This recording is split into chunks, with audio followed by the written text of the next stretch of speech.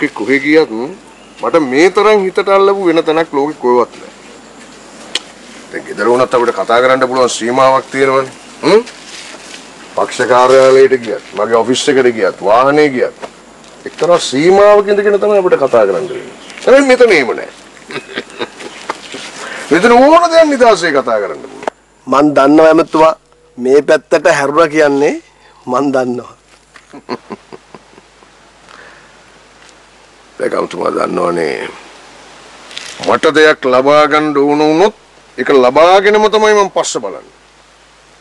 ඒක ලබා ගන්නකම් මට ඉවසුම් නැහැ. මට නිින්ද යන්නේ නැහැ.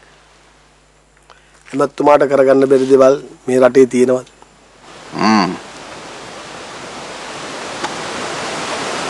ඒකමතුමා අර ජයතිස්ස ටිකක් ඕනාවට වැඩි වගේ නේද? ඕන එකක් කියනවා එපා එකක් කියනවා. අර බෙන්තර සුදාලව මොයිවරයක් කළා දාමු.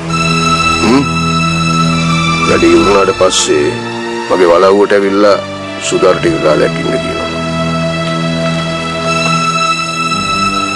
හොඳයි සර්. මම ඔෆිස් එකේ ෆෝන් එකෙන් කතා කරලා ගෙන්න ගන්නවා. ඔව්. ඒක හොඳයි. අම්මේ ලේකම්තුමාට මතකද අර එදා ඇවිල්ලා හිටිය සූකිරි කැටේ? කෝකද සර්? කුයිකද කියලා අහන්නේ. අර කොළ පාටට උරු උසරියක් ඇඳලා නිකන් කිරි පාට ස්ලිම් ෆිගර් එකක් හිටියේ. මතක නැද්ද? කොළ පාට උසරිය. ඒ කියන්නේ මම හිතුවා ඇමතුමාට කොළ පාට උසරිය වැදුනා තමයි කියලා. නේද මේ කතා. ඉතින් සර් අපි මිස්ටර් දේවරම්ගෙන් අහමුකෝ.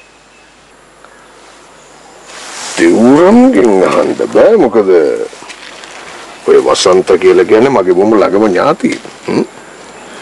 ඉතින් දේවරම්ගෙන් අහන්න ගියාම මේගොල්ලෝ නිකන් වෙන විදියකට හිතයිනේ. හැබැයි ඉතින් මේක අහනවනම් ඕ පරිස්සමට අහන්න ඕනේ. ලේකම්තුමාට තේරුණා නේද?